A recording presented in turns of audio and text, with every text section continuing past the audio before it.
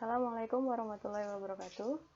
Apa kabar anak-anak sekalian? Ya, berjumpa lagi kali ini dalam pembelajaran sejarah. Kali ini kita akan belajar sejarah Indonesia untuk kelas 10 semester 2. Di semester 2 kali ini kita hanya akan mempelajari dua materi, yaitu tentang Hindu-Buddha dan tentang Islam. Nah, sebelum kita masuk ke materi, Ibu ingatkan untuk jangan lupa kalian mengisi absensi atau presensi yang sudah Ibu sediakan di Moodle. Nah, pada kali ini kita akan belajar bagaimana proses masuk dan berkembangnya agama Hindu-Buddha di Nusantara. Kenapa di Nusantara? Karena pada saat itu Indonesia belum ada ya. Jadi pada waktu itu Indonesia belum terbentuk, wilayah kepulauan yang hari ini kita kenal sebagai Indonesia masih dinamakan dengan Nusantara. Oke, sebelum kita masuk materi, alangkah lebih baiknya kita berdoa dahulu. Menurut kepercayaan dan gaya masing-masing, berdoa dipersilakan. Oke, berdoa selesai. Sebelum kita masuk ke materi, kita harus tahu apa tujuan pembelajaran untuk hari ini. Nah, tujuan pembelajaran hari ini adalah kita dapat memahami bagaimana teori-teori masuknya agama dan kebudayaan Hindu-Buddha ke Indonesia atau ke Nusantara. Ini tujuan pembelajarannya. Nah, kemudian sebelum mempelajari lebih lanjut, kita harus tahu dulu definisi apa itu agama Hindu dan apa itu agama Buddha. Agama Hindu itu awalnya muncul di India ketika antara tahun 3102 sebelum Masehi sampai 1300 sebelum Masehi. Tapi ada beberapa juga yang menyebutkan bahwa agama Hindu itu muncul sekitar 1500 sebelum Masehi. Nah, awalnya agama Hindu ini bukanlah agama, tapi merupakan kebudayaan yang dibawa oleh bangsa Arya. Jadi di India, awalnya itu dihuni oleh bangsa Dravida. Bangsa Dravida merupakan suku asli India. Kemudian datanglah bangsa Arya yang asalnya dari Asia Tengah, kemudian masuk melalui celah Khyber. Nah, kedatangan bangsa Arya inilah mereka membawa kebudayaan Hindu, menyembah dewa-dewa dan lain sebagainya yang kemudian dikenal sebagai agama. Itu kira-kira awal munculnya agama Hindu di India. Kemudian agama Buddha merupakan perkembangan lebih lanjut dari agama Hindu.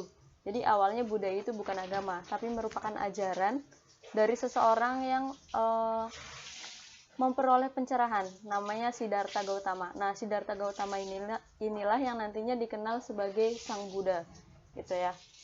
Itu kira-kira sekilas tentang definisi agama Hindu dan Buddha.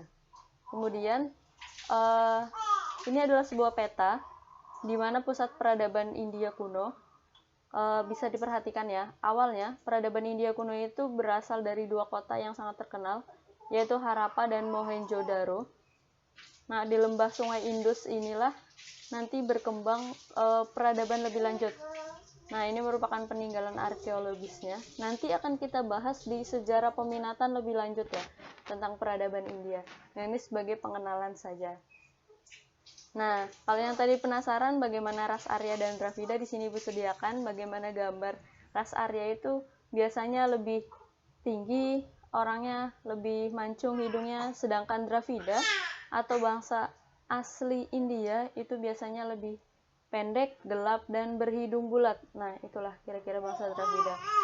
Nah, kedatangan ras Arya ini kemudian memerangi bangsa Dravida hingga bangsa Dravida itu terdesak menuju ke daerah selatan, sampai ke dataran tinggi Dekan. Nah, di India dataran tinggi Dekan itu termasuk wilayah yang cukup gersang ya. Jadi, kalau di wilayah-wilayah utara itu kemudian dihuni oleh bangsa Arya. Kalau hari ini kalian kenal orang-orang India seperti artis-artis India, Shah Rukh Khan atau mungkin siapa itu bisa kalian perhatikan termasuk golongan ras Arya atau ras Dravida, gitu ya. Nah, ini petanya bagaimana kedatangan bangsa Arya kemudian mendesak bangsa Dravida dari sebelah selatan, dari utara menuju selatan. Oke, sampai ke dataran tinggi Dekan. Ini ya, bisa dilihat ini Ibu tandai warna merah. Bagaimana dia datang dari Asia Tengah, melewati Turki, Afghanistan, sampai melewati celah Khyber. Oke. Lanjut kita ke perkembangan agama Hindu di India. Agama Hindu di India itu dibagi menjadi 4. Yang pertama zaman Weda, kemudian zaman Brahmana, zaman Upanishad, dan zaman Buddha. Ini sekilas supaya kalian paham, zaman tertua merupakan zaman Weda. Zaman Weda itu ketika bangsa Arya berada di Punjab dan mulai mendesak bangsa Dravida yang tadi sudah Ibu jelaskan ya. Nah, di zaman Weda ini bangsa Arya itu mulai memperkenalkan dewa-dewa yang mereka sembah, gitu ya. Kemudian yang kedua adalah zaman Brahmana.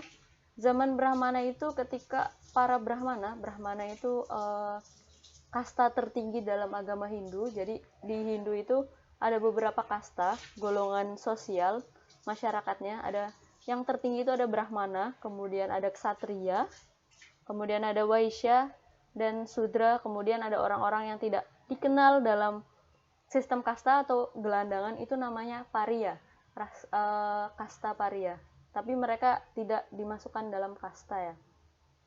Nah, zaman Brahmana ini ketika kaum Brahmana itu memiliki peran yang sangat besar. Jadi kaum Brahmana kemudian membuat bagaimana tata cara, upacara, sesaji dan lain sebagainya di agama Hindu yang kemudian mereka susun dalam sebuah kitab, yaitu kitab Brahmana.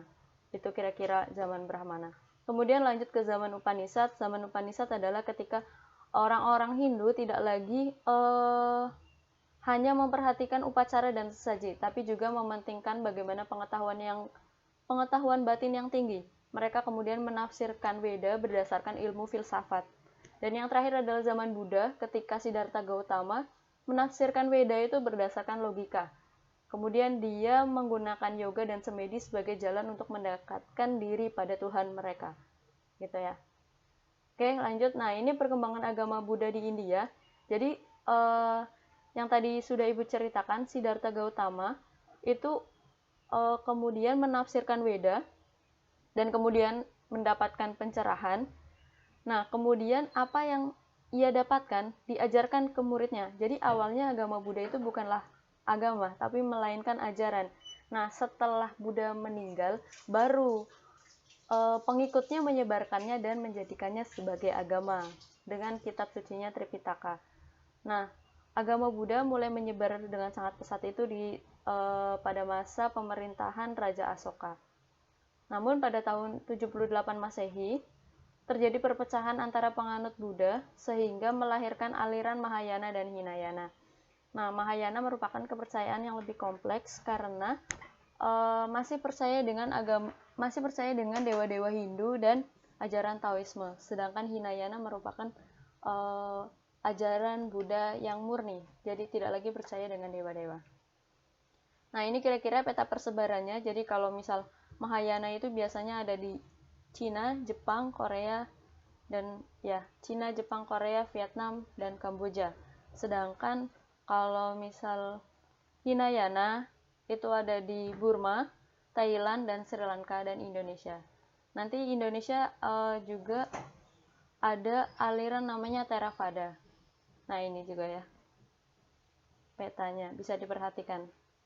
Nah, setelah mempelajari pengertian dari Hindu dan Buddha, kita akan mempelajari bagaimana teori kedatangan Hindu-Buddha di Nusantara. Jadi kedatangan Hindu-Buddha di Nusantara itu dibagi menjadi 5 teori. Yang pertama teori Brahmana, kemudian teori Waisya, teori Ksatria, teori Sudra, dan teori arus balik. Yang pertama adalah teori Brahmana. Teori Brahmana itu diungkapkan oleh Van Leur ya. Dia menyatakan bahwa agama Buddha dan Hindu itu datang ke Nusantara dibawa oleh golongan Brahmana. Nah, setiap teori itu pasti memiliki kelebihan dan kelemahan. Kelebihan dari teori ini adalah kaum Brahmana merupakan golongan yang paling tahu dan paling mengerti tentang agama Hindu. Ya, pasti jadi cukup kuat teori ini karena memang golongan Brahmana yang paling tahu tentang agama Hindu ini. Tapi teori ini memiliki kelemahan, yaitu jadi dalam ajaran Hindu kuno, seorang Brahmana itu tidak boleh menyeberangi lautan. Nah, bagaimana dari India sampai ke Indonesia atau ke Nusantara kalau tidak menyeberangi lautan? Karena apabila seorang Brahmana menyeberangi lautan, maka status kastanya akan hilang. Itu kelemahan dari teori Brahmana. Yang kedua adalah teori Ksatria. Jadi, menurut teori Ksatria, itu disampaikan oleh C.C. Brooke. Nah, dalam teori ini menyatakan jika agama dan kebudayaan Hindu-Buddha masuk ke Nusantara itu dibawa oleh kasta Ksatria. Ksatria itu adalah kaum bangsawan ya. Bangsawan, ada raja dan pangeran dan lain sebagainya atau prajurit. Nah, dalam teori ini disebutkan sekitar abad keempat atau ke-6 di India itu banyak sekali terjadi perang. Jadi kasta ksatria, orang-orang bangsawannya itu mengalami kekalahan, melarikan diri sampai ke Nusantara dan kemudian menyebarkan agama Hindu. Itu merupakan bunyi dari teori ksatria. Teori ksatria memiliki kelebihan, yaitu ksatria memiliki semangat berpetualangan dan menaklukkan daerah lain. Jadi penaklukan daerah lain itu hanya dimiliki oleh jiwa ksatria, itulah kelebihannya. Sedangkan kelemahannya adalah tidak ada bukti secara tertulis mengenai kedatangan kaum ksatria dari India sampai ke Nusantara. Jadi tidak ada buktinya. Kemudian teori Vaishya. Vaishya itu merupakan para pedagang. Nah, teori Vaishya itu disampaikan oleh Profesor Krom. Nah, dia menyatakan bahwa jika proses masuknya kebudayaan Hindu-Buddha itu melalui hubungan dagang antara India dan Nusantara. Kelebihan dari teori ini adalah, berdasarkan fakta sejarah, kelompok dagang atau Vaishya banyak melakukan interaksi dengan masyarakat pribumi dan melaksanakan transaksi jual-beli. Nah, mereka memanfaatkan situasi ini untuk menyebarkan agama Hindu dan Buddha di Nusantara. Itu kelebihannya, jadi ada buktinya. Memang ada fakta sejarahnya.